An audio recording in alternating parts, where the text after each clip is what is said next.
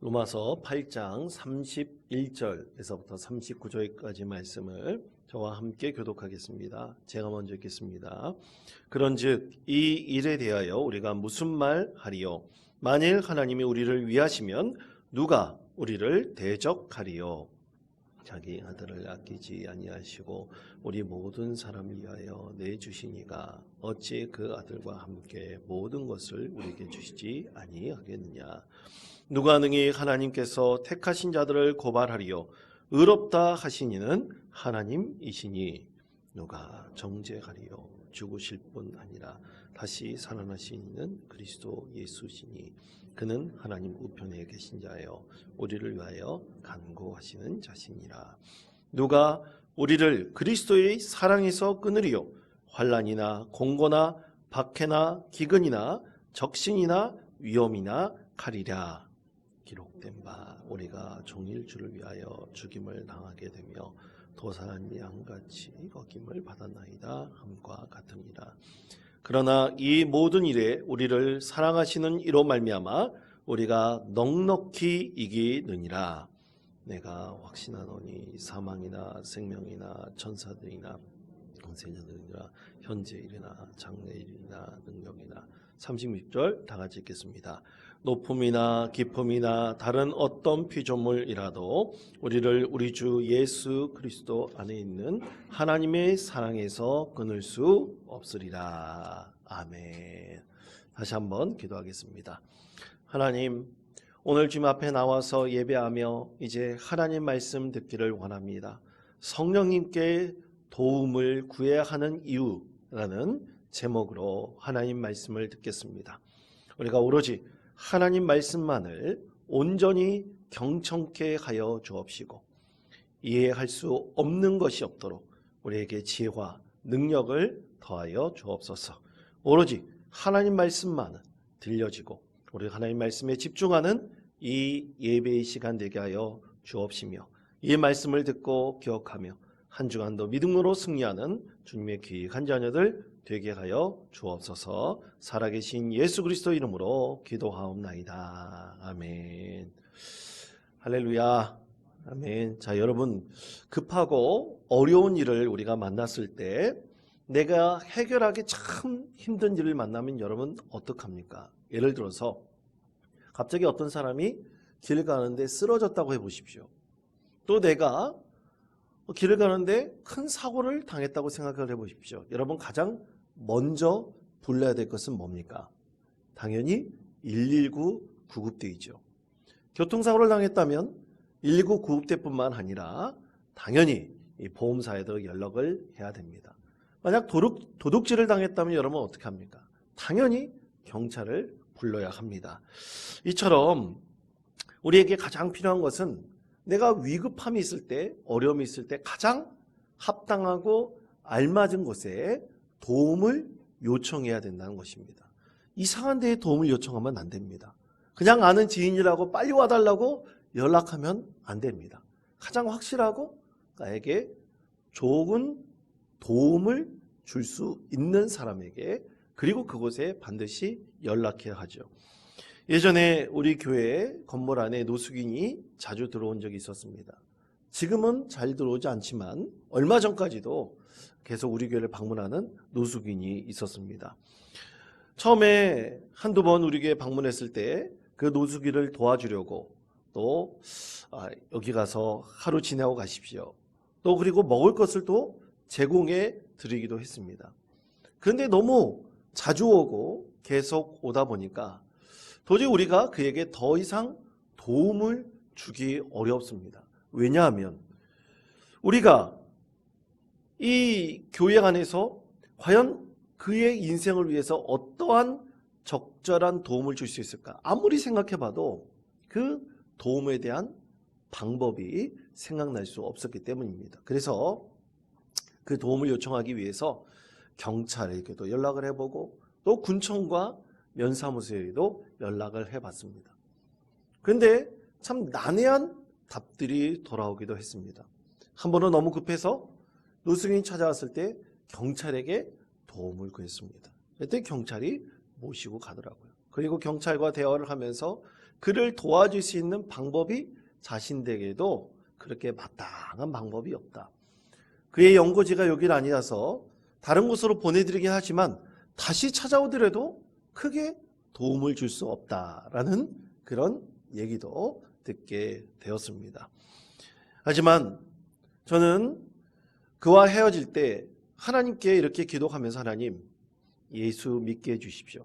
또 그분에게도 꼭 예수를 믿으십시오. 꼭 교회 다니십시오. 라고 권면을 드렸습니다. 왜냐하면 저는 제 마음속에 그의 이런 인생의 여러 가지 질고와 고통에서 벗어날 수 있는 가장 확실한 방법이 무엇이냐? 그것은 바로 예수님을 믿는 것이다. 예수를 믿을 때 그 인생 가운데 진정한 소망이 있을 것이라고 저는 확신하고 있었기 때문입니다. 여러분 그렇습니다. 우리 인생에서 반드시 도움이 필요할 때 확실한 곳에 도움을 요청해야 됩니다. 그리고 그 도움을 전혀 엉뚱한 데 요청하면 절대 안 됩니다. 어제 우리 교회 예사랑 청소년부 아이들이 약 20여 명의 아이들 또 교사들 모두 합쳐서 약 30명 안 되는 우리 성도들이 모든 수련회를 다 마치고 돌아가게 되었습니다. 지난 목요일에는 우리 아이들을 만나러 그 수련회 장소인 충남 당진까지 다녀왔습니다. 그때 충남 당진에 갈 때 전혀 피곤하지는 않았습니다. 한 번 쉬고 또 두 번 쉬고 또 그렇게 당진까지 달려갔지만 전혀 피곤하지 않았습니다. 그리고 우리 아이들을 만나서 모두 우리 아이들 한 명 한 명을 반갑게 보게 되었습니다. 꼭 손짓하면서 아이들이 그룹 모임으로 나눠져서 이렇게 한꺼번에 모일 수는 없었지만 그래도 식당에서 아이들 얼굴을 한 명 한 명 다 보고요. 또 그리고 이제 식사하러 오지 않은 아이들은 잠자리에 있는 데까지 직접 가서 만나서 아이들을 만났습니다. 그러면서 아이들이 기뻐하는 모습과 그리고 웃는 그 밝은 얼굴들을 보면서 하나님께 한 가지 기도했습니다. 하나님, 이 아이들을 도와주십시오. 성령님, 이 아이들을 반드시 도와주십시오. 그래서 이 아이들이 이번 수련을 통해서 꼭 예수님의 은혜를 경험할 수 있도록, 꼭 예수님을 영접할 수 있도록 하나님, 이 아이들을 도와주십시오. 그렇게 아이들에 위해서 간절히 기도하고 돌아왔습니다. 사랑하는 성도 여러분, 저는 확신합니다. 우리 인생 가운데 반드시 필요한 도움은 바로 성령님의 도우심입니다.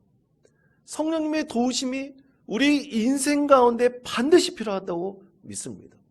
왜냐하면 사랑하는 성도 여러분, 우리 아이들은 언젠가 우리 부모의 품을 떠나게 되어 있습니다.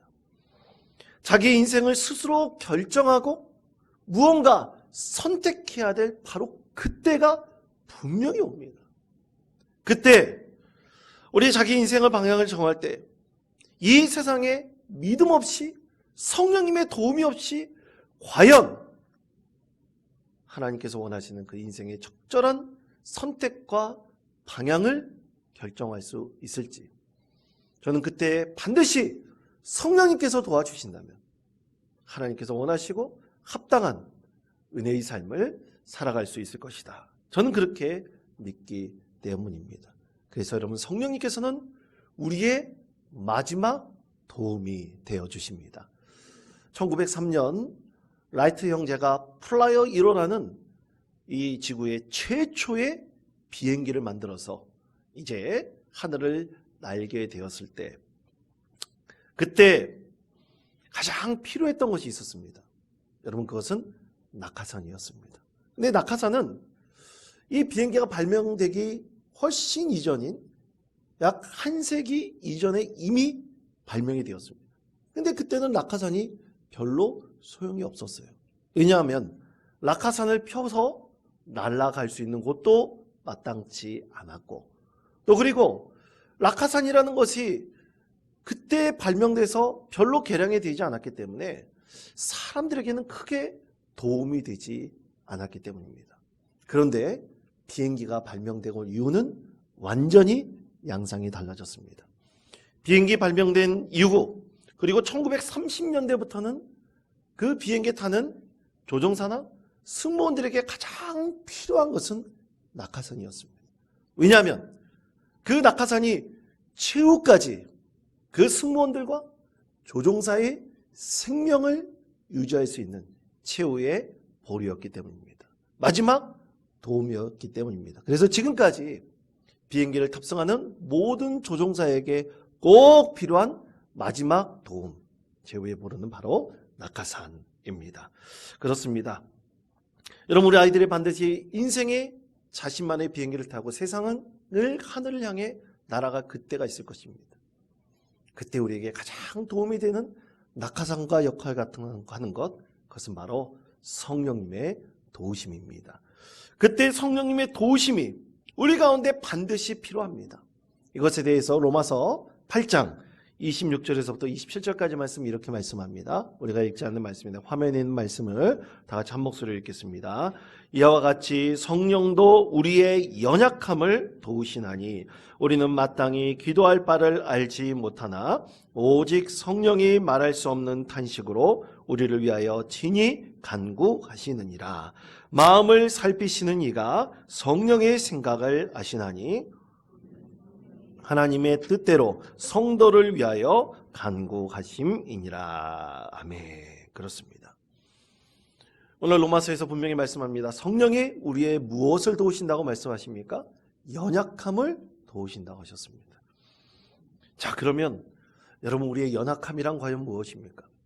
연약함이라는 것은 우리가 어찌할 바를 알지 못하고 또 그리고 어떤 선택에 대한 확실한 믿음이 없이 이 세상이라는 망망대해를 항해할 수밖에 없다는 것, 바로 이 상황이 우리의 연약함입니다. 그래서 과연 어떻게 해야 될까? 과연 어떤 선택을 해야 하나? 이렇게 방향을 정하지 못해 한탄만 하는 우리의 마음과 생각에 우리의 이 연약함에 진정한 도움이 되시는 분, 바로 그분이 성령님이시다. 우리에게 분명하게 말씀합니다. 팬인가 제자인가라는 책으로 우리나라 그리스도인들에게 잘 알려진 카일 아이들먼 목사는 하나님이 일하실 것을 믿고 의지하라. 아버지의 집으로 돌아가기에 너무 늦은 시간은 없다라고 말했습니다. 그렇습니다. 성령님께서 나의 연약함을 아시고 또 그리고 늘 도와주시기를 구하면 반드시 하나님께서 우리를 위해서 일하시고 우리를 붙들어 주십니다. 자, 그렇다면 성도 여러분, 이렇게 성령님께서 우리를 도와주시고 지켜주시며 인도해 주신다. 여러분, 그것을 우리가 믿는다면 그 확실한 근거가 있을 거 아닙니까? 우리 성령님께서 우리를 늘 도와주시고 우리를 인도해 주신다는 확실한 근거는 과연 무엇일까요? 오늘 하나님께서는 말씀을 통해서 그 근거에 대해서, 그 이유에 대해서 세 가지를 말씀을 하십니다. 말씀을 통해서 우리에게 알려주고 계십니다. 그 첫 번째는 누가 우리를 대적하리요 라는 말씀을 통해서 그 첫 번째 근거와 이유를 알 수 있습니다. 자, 로마서 8장 31절의 말씀을 목소리를 갚아요 함께 읽겠습니다. 그런즉 이 일에 대하여 누가 무슨 말 하리요? 만일 하나님이 우리를 위하시면 누가 우리를 대적하리요? 아멘. 자, 도저히 우리를 대적할 자가 없다 말씀하셨습니다. 그 전제는 무엇입니까? 하나님께서 우리를 위하신다면 입니다. 하나님께서 우리를 위하신다면 전혀 우리를 대적할 자가 없다 말씀을 하십니다. 여러분, 그러면 우리 하나님께서 우리를 위하실 때 우리를 대적할 자가 없다고 말씀하셨는데, 그러면 우리를 대적하는 그 대적의 실체가 과연 무엇일까요? 오늘 말씀에서 그런즉 이 일에 대하여 라고도 말씀하고 있습니다. 그러니까 이 일에 대하여 어떤 누구도 대적할 자가 없다. 오늘 하나님께서 이렇게 말씀하시는 것이죠. 그러면 이 일은 무엇을 칭합니까? 혹자는 이 일에 칭하는 것이 로마서 8장 28절부터 30절까지 말씀이라고 해석하는 성경학자들도 있고, 또 로마서 3장 21절 이후에 우리 예수님께서 이 세상에 오셔서 죽으시고 부활하신 이 구속사역 전체를 가리킨다고 말하는 분들도 있습니다. 여하튼 요약하면 이 땅에 예수님께서 왜 오셨는가? 그리고 예수 그리스도께서 오셔서 어떤 구속 사역을 일으키셨는가? 바로 이것에 대해서 어떻게 대적 마귀를 예수님께서 이기셨는가? 이것에 대한 하나님의 말씀이죠. 자, 그러면 우리 예수님께서 이 대적 마귀를 어떻게 이기셨을까요? 유다서 1장 9절은 이렇게 말씀을 합니다. 천사장 미가엘이 모세의 시체에 관하여 마귀와 다투어 변론할 때 감히 비방하는 판결을 내리지 못하고 다만 말하되 주께서 너를 꾸짖으시기를 원하노라 하였거늘. 아멘. 자, 이렇게 말씀합니다. 하늘나라 그 천상에서 무언가 일이 일어났어요. 예수님을 대적했던 마귀를 하나님의 군대, 이 천사장 미가엘이 물리쳤습니다. 천상에서 일어난 일에 대해서 유다서에서 이렇게 우리에게 증거하고 있죠. 이미 하나님께서 천상에서 그 마귀를 이기셨기 때문에 그 마귀가 절대 우리를 대적해도 이길 수 없다는 것을 이 성경에서 분명하게 우리에게 밝혀주고 있습니다. 이것이 하나님께서 우리를 구속하셨을 때 절대로 마귀가 우리의 대적이 될 수 없고 이길 수 없다는 확실한 근거의 말씀입니다. 그런데 여러분, 이 말씀을 들으면 좀 황당하죠. 잘 이해가 되지 않습니다. 왜냐하면 우리는 천상에서 일어난 일에 대해서 성경을 통해서는 알 수는 있지만 우리가 보고 듣고 또 그것을 우리가 직접 누구를 통해서 전해 들은 증거 같은 것은 우리는 분명히 없기 때문입니다. 또 우리는 믿는 사람이지만 우리는 분명 나쁜 생각을 하기도 하고 또 그 생각에 의해서 나쁜 행동을 하기도 하기 때문입니다. 여러분, 한번 하나님 앞에 솔직해집시다. 여러분, 자라나실 때 특히 우리의 자녀들 중에서 딱 한 번이라도 부모의 돈을 이렇게 만진 적 여러분 없으십니까? 세상 말로 애들이 그러죠. 저 어렸을 때는 그것을 여러분 용서해 주십시오. 쎄빈다고 그랬습니다. 여러분, 아이들이 가끔 그런 거짓말을 할 때가 있어요. 그건 뭐 우리 아이들도 마찬가지입니다. 갑자기 아빠에게 전화를 해서 아빠, 나 돈이 필요해. 용돈 달라고 전화할 때가 있어요. 그런데 아이들은 꼭 필요한 돈만큼만 요구하는 것이 아니라 그 이상을 요구하죠. 여러분, 왜 이상을 요구할까요? 그만큼 자기가 더 사용하고 싶은 것이 많기 때문입니다. 그리고 사실 이 마귀의 유혹을 받기 때문이에요. 당연히 우리가 뭔가 잘못하면 순간 잘못된 행동과 판단으로 인해서 어긋난 분명히 결과를 낳을 수도 있습니다. 그런데 오늘 하나님께서는 분명하게 말씀하시죠. 우리의 대적 마귀가 우리를 완전히 무너뜨리고 이길 수 없는 분명한 이유가 있다. 분명하게 우리에게 말씀합니다. 로마서 8장 32절의 말씀입니다. 이 말씀 우리 다 같이 한 목소리로 읽겠습니다. 자기 아들을 아끼지 아니하시고 우리 모든 사람을 위하여 내주신 이가 어찌 그 아들과 함께 모든 것을 우리에게 주시지 아니하겠느냐. 아멘. 할렐루야. 그렇습니다. 우리를 위해 그 아들 예수 그리스도까지 내주신 하나님이신데 그 하나님께서 우리를 위해서 그 어떠한 행동도 하지 않겠느냐. 마귀 대적의 유혹을 끝까지 하나님께서 물리치지 아니하시겠느냐. 이것에 대해서 우리에게 확실하게 보증으로 말씀하고 계십니다. 성령님께서 우리에게 끝까지 도움이 되신다면 우리는 한동안 마귀의 유혹에 빠질 수도 있습니다. 그 대적자와 동행할 수도 있어요.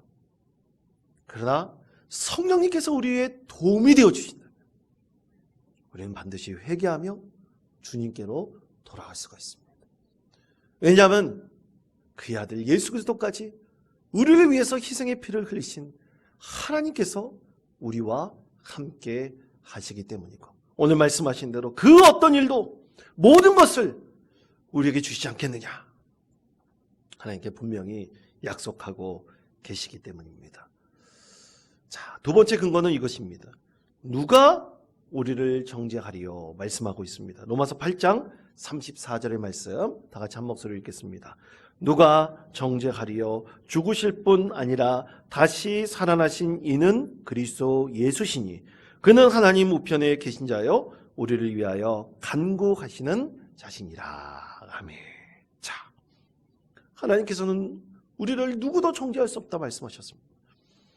그 근거를 로마서 8장 33절에서 이렇게 말씀합니다. 누가 능히 하나님께서 택하신 자들을 고발하리요? 의롭다 하시니는 하나님이시니. 아멘. 자, 우리를 의롭다 하시는 누구라고 말씀합니까? 하나님께서 우리를 의롭다 하신다 말씀하셨습니다.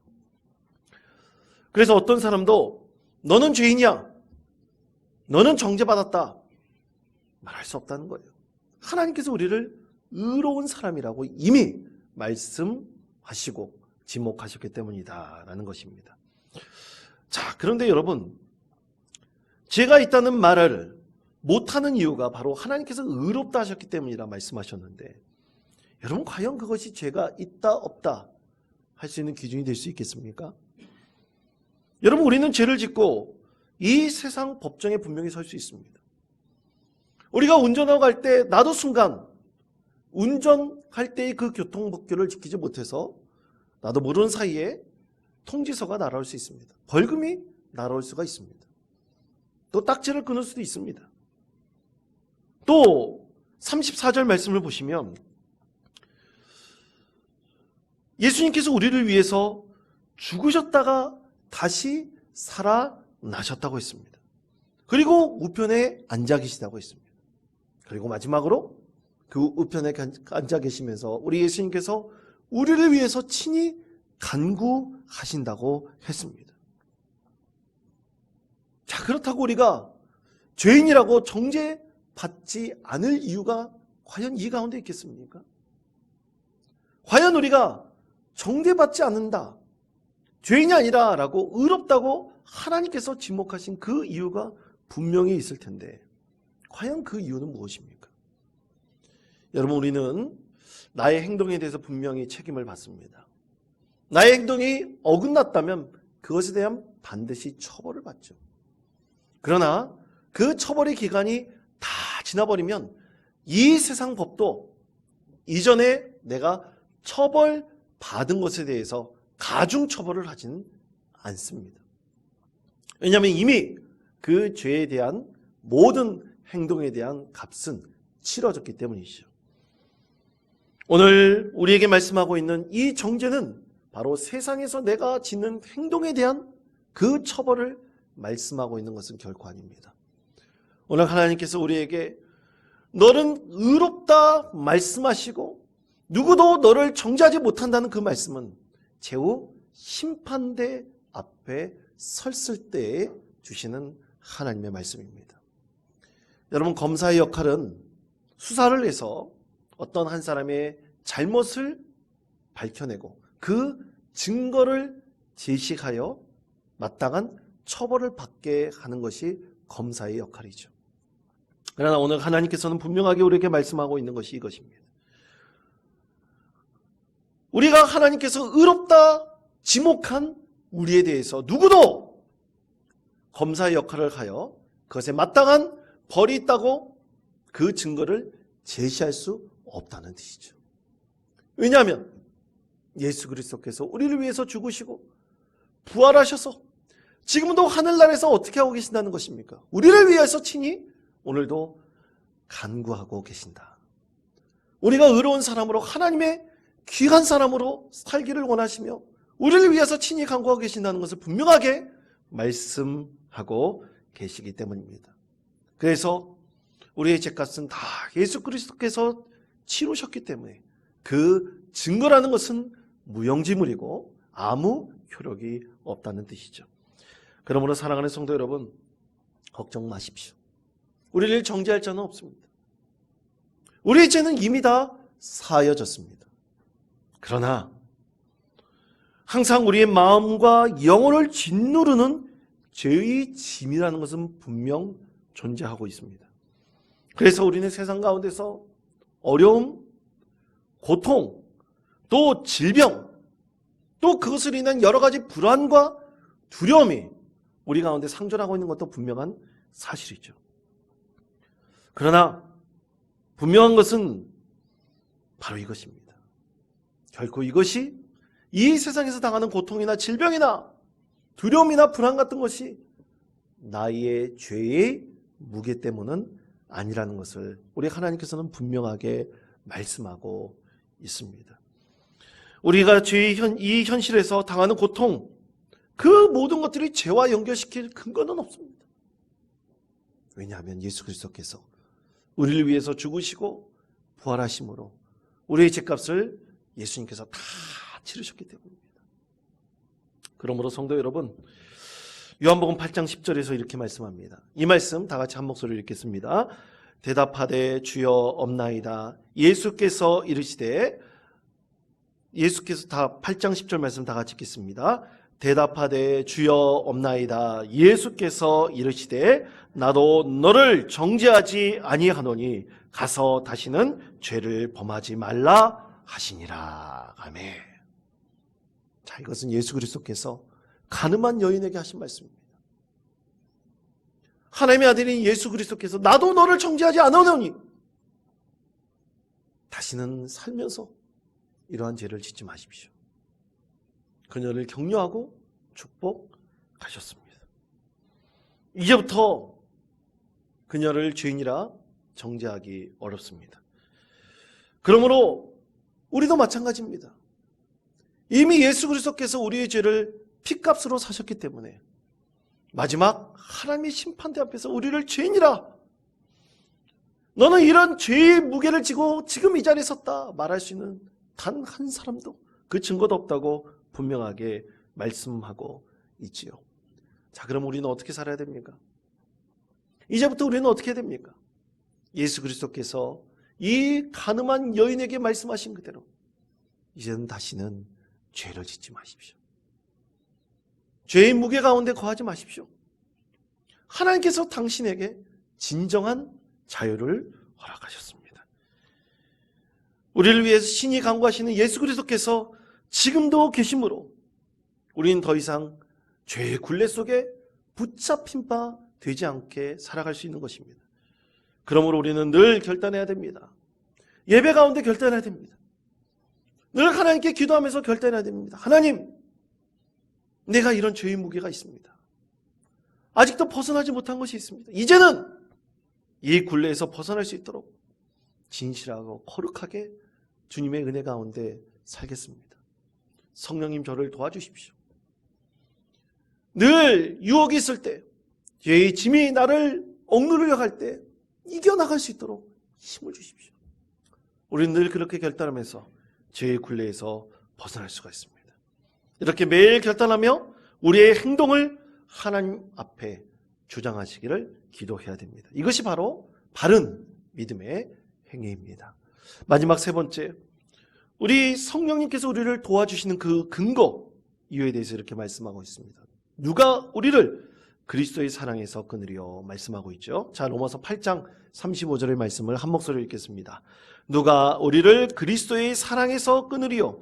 환난이나 공고나 박해나 기근이나 적신이나 위험이나 가리랴. 아멘. 그렇습니다. 그 어떤 존재도 우리를 그리스도의 사랑에서 끊을 수 없습니다. 사람과 사람 사이의 관계는 종종 끊길 수 있습니다. 부모와 자녀의 관계도 그렇습니다.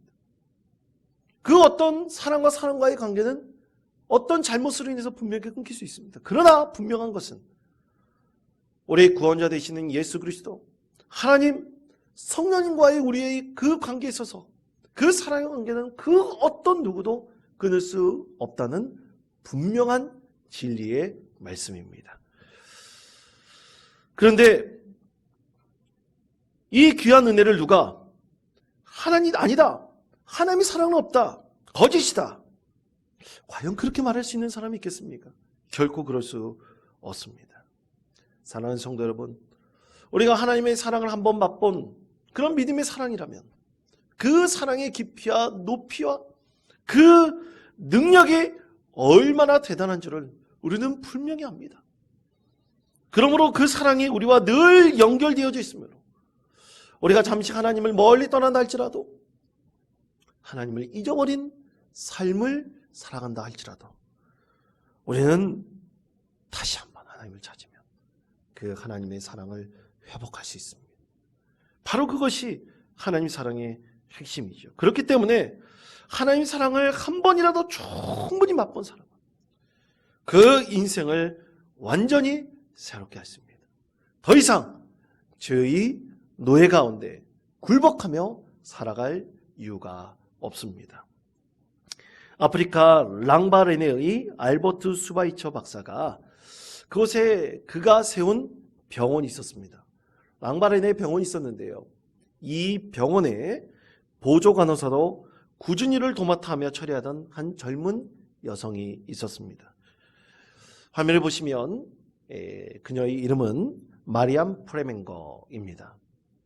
그리고 그 옆에 여러분 사진을 보신다면 그녀가 쓴 자서전이 있습니다. 그녀는 1913년 이 헝가리 귀족 집안에서 태어났습니다. 그녀는 돈이 많았습니다. 또 타고난 미모를 갖추고 있었고요. 또 악기 연주에 있어서는 못하는 악기 연주가 없었습니다. 그녀는 비엔나에서 무대 배우로 일을 하게 되었고요. 그때 의사와 결혼을 했으며 또 나중에 헐리우드에서 유명한 영화 감독인 오토 플레밍거와 재혼하기도 했습니다. 그러나 그녀의 사치와 방탕 때문에 두 번의 결혼 생활은 다 실패할 수밖에 없었습니다. 그러다가 1948년 그녀가 파리에 살고 있을 때 알버트 슈바이처 박사가 아프리카에서 잠시 들어와 어떤 시골 교회에서 오르간 연주를 한다는 소식을 듣게 되었습니다. 모든 악기 연주에 뛰어났던 그녀는 이 알버트 슈바이처 박사가 오르간 연주자에서도 아주 뛰어난 사람이라는 것을 분명히 알고 있었기 때문에 그 오르간 연주를 듣고 싶었습니다. 그래서 직접 그 시골에 있는 교회로 찾아가게 되었습니다. 그 작은 시골 교회에 찾아가서 슈바이처 박사가 들려주는 하나님을 찬양하는 오르간 연주를 듣게 되었을 때 그녀는 그 심령에 큰 성령의 감동을 받았습니다. 그리고 하나님의 사랑을 이 알버트 슈바이처 박사의 연주를 통해서 다시 한번 회복하게 되었습니다. 그 이후 마리암 프레밍거는 자신이 지금까지 살았던 사치와 방탕의 삶을 다 돌이키고 그리스도께로 돌아왔고요. 그리고 슈바이처 박사와 함께 아프리카 랑바레네에 세운 그 병원에서 온갖 굳은 일을 도맡아 감당을 했습니다. 여태까지 살면서 한 번도 해보지 않았던 빨래일, 또 설거지, 그 모든 일을 다 도맡아 했습니다. 그리고 20년 동안 그녀가 병이 들어 다시는 그 일을 할 수 없을 때까지 그 병원에서 최선을 다해서 하나님의 사랑으로 섬겼습니다. 그리고 늙어 은퇴한 마리암 프라밍거는 뉴욕에서 살다가 1979년 사망하게 되었는데 그녀의 사망에 대해서 뉴욕타임스가 이렇게 죽음을 애도하며 조사를 실었습니다. 알버트 슈바이처 박사는 화면을 보여주시기 바랍니다. 알버트 슈바이처 박사는 이 세상 사람을 둘로 나눌 수 있다고 했다. 돕는 자, 돕지 않는 자이다. 마리암 프레밍거의 생애의 전반은 돕지 않는 자에게 속했다가 그 후반은 돕는 자에 속해서 영광된 그리스도인으로 그녀의 삶을 완전히 바꿨다라고 이런 조사를 실었다고 합니다. 사랑하는 성도 여러분, 참으로 고귀하고 복된 그리스도의 사랑에 충만한 믿음의 여인이었다 말할 수 있을 것입니다. 사랑하는 성도 여러분, 그 누구도 우리를 그리스도의 사랑에서 끊을 수 없습니다. 여러분 믿으십니까? 우리가 진정으로 성령님의 도우심을 구하며 사랑하는 자에게 절대로 그리스도의 사랑은 끊길 수 없습니다. 그러므로 사랑하는 성도 여러분, 우리 예수 그리스도께서 우리 대적 마귀를 이기셨습니다.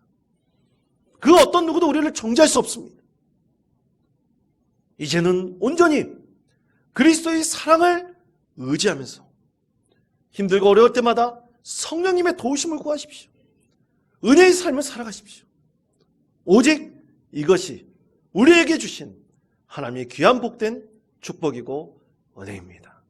이러한 믿음을 살아가시며 믿음의 삶을 살아가시며 하나님께 한 주간도 믿음으로 승리하시며 영광된 은혜의 삶을 살아가시는 귀하고 복된 주님의 자녀 되시기를 축복합니다.